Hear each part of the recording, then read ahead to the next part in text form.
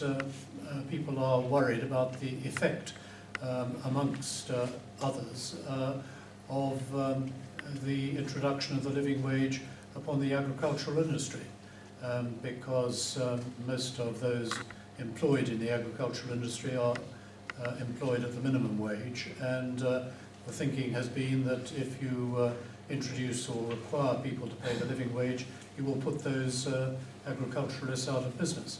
Now, I'm not going to tell you what it is now, but we have found a solution to that difficulty, and it is an absolute commitment of the coalition to introduce the living wage. I don't know if anyone here would like to... The only other thing I would add to that, and yes, we have got a solution to it, but I've been arguing for the last 4 years with this particular government that we've all had to tolerate, that if they didn't do something about the agricultural industry, that we would lose all the local vegetable production. And that's what's finally happened this year. We now, apart from a very few producing very small amounts, we've lost our last major local vegetable producer, and that's because the government haven't recognised the challenges that come with doing the job he was doing. So that is a great disappointment. The decision was made on living wage in government. Actually, when Philip and I sat in government 6 years ago, we decided that living wage was something we had to get to very, very quickly. This current government, the last 4 years, haven't moved as fast as they should. We know that the effect on the exchequer for the Treasury Minister is neutral, and it really is those industries that rely on very low-paid workers that need to be addressed, and as Philip says, there is a way to address them. It's just a great shame for Jersey agriculture that we're going to be an island that can grow any crop we like. We've got fantastic climate and soil, but we can't make any money out of it, and we haven't found a way to keep our local vegetable producers in business. Can I just make one final point? I take your point that the 84-year-old lady has made to you, but one of the reasons I'm here is because I want to see change. If I wasn't sat here now, I'd be sat next to you and I'd be asking the politicians the questions.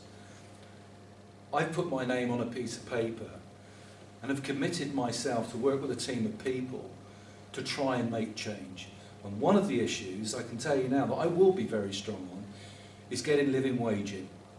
I've worked in industries where they don't pay living wage. I can see what it does. My mother's 93.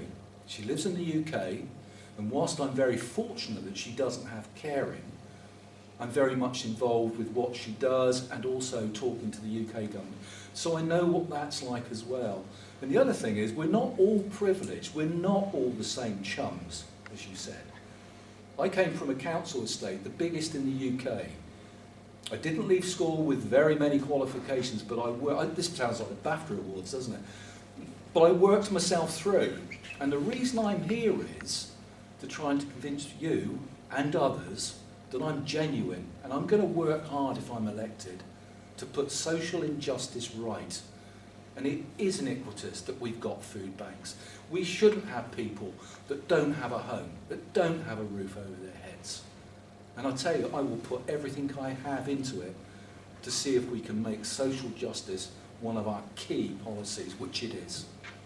Okay, just one quick point, because you mentioned carers and social. Well, I'm going to ask. I mean, I hope Julie will support me when I say this. Is that in terms of social care and equality, it's something like 8 out of 10 people actually care in some way, shape, or form for somebody else, whether it's a grandchild or a grandmother or somebody that's got dementia.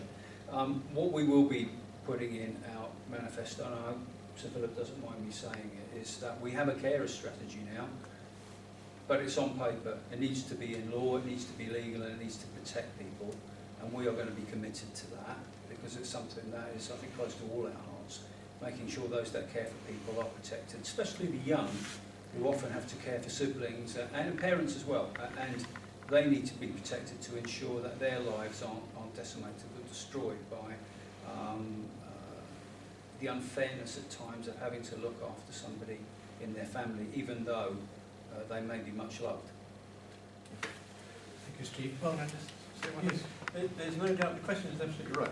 There's no doubt that the inequalities in society are getting greater, no doubt at all. And probably since Brexit and now COVID and Ukraine, it's getting a lot worse. and it's going to impact on the poorer people in society to a far greater extent than anybody else. It's bound to. It's pure logic. And so everybody else is quite right. It is a must that we do something about it, and we do something about it very strongly. It's one of the reasons that I want to stand, is because I feel greatly, very strongly about the poorer people in society, and I don't think it's right that we forget them in the way that we have.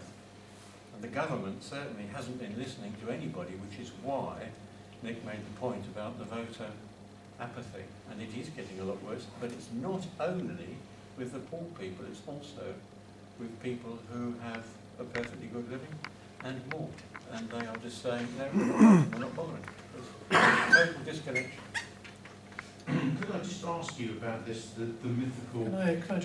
Can I just see whether someone else in the room would like to Sure. say, well, I'll come back to you, I promise. Any other comments or Yes. questions? Yes. I'm a socialist, and I've never heard so much socialism in my life. I'm amazed that I've come to a socialist party.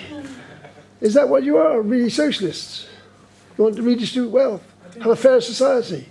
Is that what you want? I don't think we are a socialist party in any sense, Mike. We are a liberal in a social sense.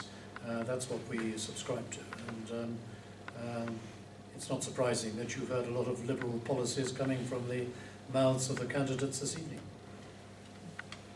Just on the previous, just go back to the voting.